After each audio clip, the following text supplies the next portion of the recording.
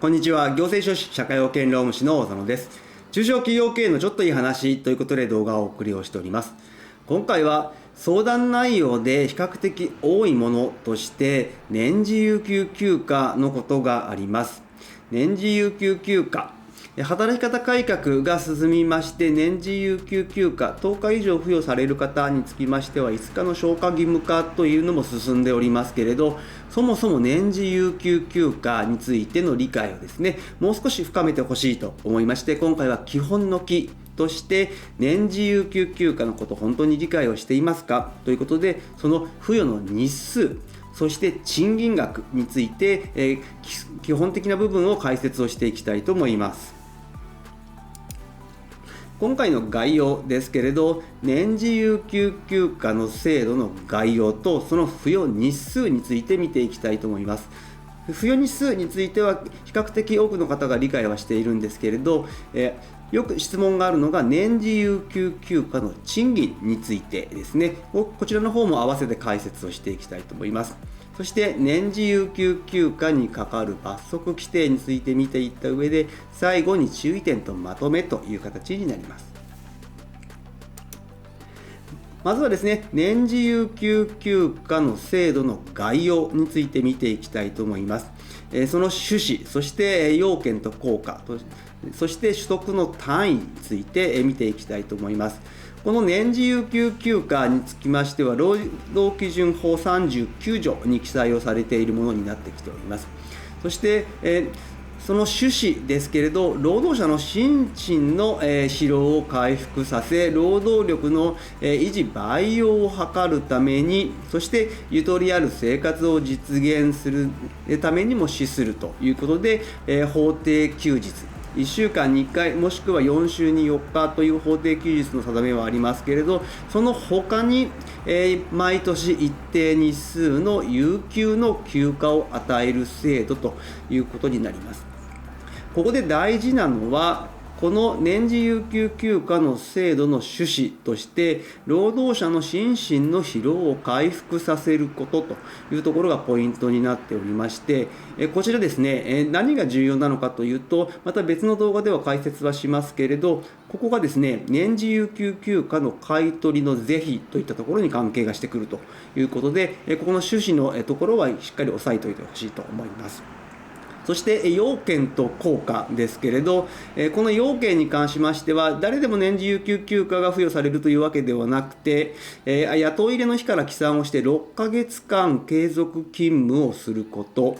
そして全所定労働日数の8割以上を出勤をしている、この2つの要件を満たした場合に原則として10日ですね。勤務の期間が延びますと、どんどん付与日数は増えていきますけれど、一定の数の年次有給休暇が与えられるという形になっております。そしてこの全所定労働日数の8割以上出勤といったところもポイントになってくる。なぜかと言いますと、通常の正規の社員の方で月曜から金曜まで働くといった場合で、所定労働日数が決まっている方に関しては分かりやすいんですけれど、特にですね、サービス業、飲食店、小売店などにおいては、シフト制だったり、空いたシフトにどんどん勤務を入れていくといった場合で、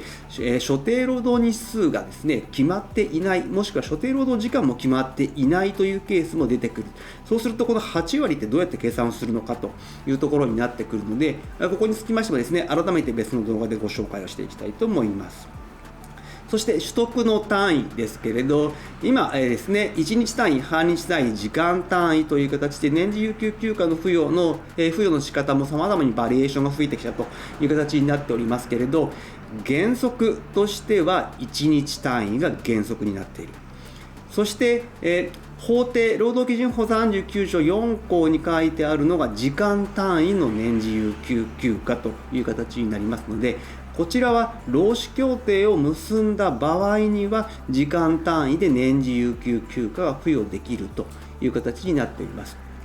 では半日単位はどうなのかと言いますと、ここに関しては明文の規定がないという形で、会社がその制度を設けるのであれば半日単位で年次有給休暇を付与することができるという形になっているので、こちらはあくまでも義務ではないというところを一つですね、理解をしてほしいと思います。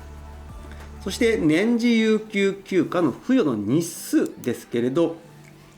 パターンとしては2つあります。通常の正規雇用労働者で所定労働日数が決まっているような場合ですと、1番の通常の労働者の付与日数を使うという形になっておりまして、半年勤務以降ですね、10日からですね、さらにそこからまた1年ごとに付与日数が増えていくという形で、最大付与日数は法定では20日という形になっております。ただですね、正規雇用の方だけではないので、そういった場合はですね、2番の所定労働日数が4日以下、かつ、所定労働時間が週30時間未満の方に関しては、いわゆる、比例付与と言われるもので、その勤務の実態に合わせて、年次有給休暇を付与していくという形で、付与日数が決まっています。この付与日数につきましては、1日の労働時間に関係なく決まるので、1日は1日でも人によってはフルの8時間のケースもありますし、8時間でない場合もあるというところに注意が必要です。そして週の所定労働時間が4日以下かつ週の労働時間が30時間未満の場合は、週の所定労働日数が1日から4日の中で付与日数というのが表で当てはめて決まっていくわけではありますけれど、ただですね、シフト制の方のような場合ですね、そういった場合所定労働日数が決まっていないというケースも出てくるかと思います。そういった場合はこの所定労働日数ではなく1年間の所定労働日数というのを使っていただくという形になりますので、週以外の期間によって労働日数が定められている場合はこの1年間の所定労働日数に基づいて年次有給休暇の付与の日数を決めていくという形になります。週の所定労働日数が決まっていない場合ですね、月で決まっているケースというのも出てくるかと思いますけど、それ以外の方というのも実はいるかと思います。いわゆるアルバイトパートさんのような形ですね。ここに関しましては行政通達というのが出ておりまして、こういった形で1年間の所定労働日数が算出しがたい場合というのが書いてあります。この場合ですね、基準日の直前の実績値を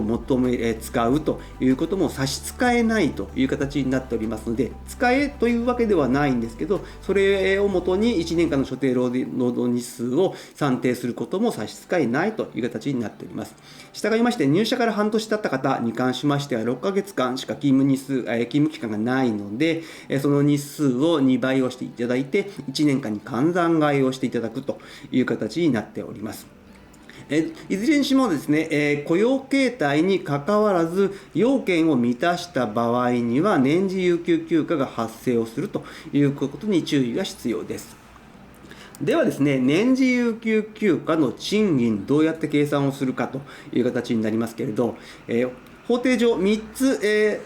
計算の仕方というのが提示されております。まずは通常支払うべき賃金、そして2番目が平均賃金、そして3番目が標準報酬月額という形になっておりますけれど、3番目の標準報酬月額を使う場合に関しましては労使協定を締結するという形になっておりまして、こちらの標準報酬月額を使って年次有給休暇の賃金計算をしている会社さんはちょっと見たことがないという状況ではあります。通常は1番か2番ではないでしょうか。そしてですね、問題なのは1日の労働時間が決まっていないようなシフト制の勤務労働者の場合はどっちを使ったらいいかということです。こちらはですね、どちらも良し悪しという形になりますけれど、メリットデメリットの方を見ていきたいと思いますけれど、通常支払うべき賃金を使った場合ですね、メリットとしては計算が容易になるという形になりますけれど、デメリットとしてはその年次有給休暇を取得したい日の労働時間が決まっていないと計算ができないので、シフトが事前に確定をしているということが必要になってくると。また、平均賃金を用いる場合はですね、日によって金額の変動がない、シフト制労働者の方で1日の労働時間が変動する場合ですね、毎回賃金計算しなければいけませんけれど、この平均賃金を使った場合は、日による変動がないという形になりますが、一方で計算が複雑になるという形になります。いずれの方法、デメリット、メリットありますけれど、必ずですね、就業規則の方に記載をしておいた方が良いかと思います。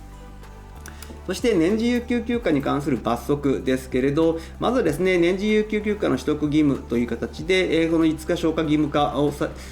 達成しなかった場合は30万円以下の罰金と、そして時期指定を行う場合に就業規則に記載をしていない場合は30万円以下の罰金同様ですね。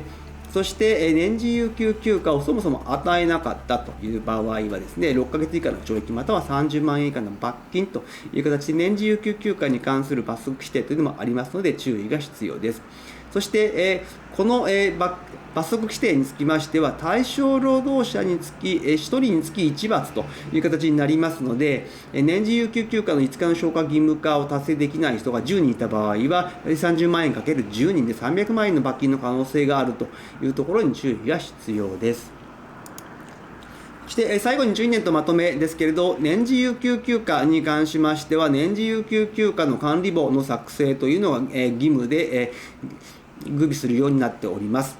こちらはですね、年次有給休暇、労働者ごとに取得した時期、日数ですとか、そういった日付ですね、日数、そして基準日を記載するようにしてください。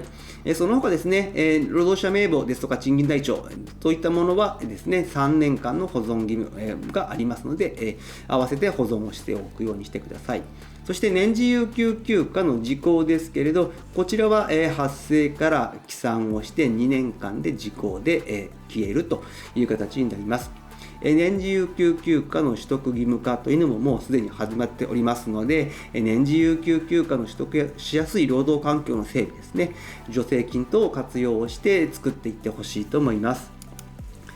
今日の内容が明日からの経営にちょっとだけ役に立つことを願っております。ご視聴ありがとうございました。それではまた次回。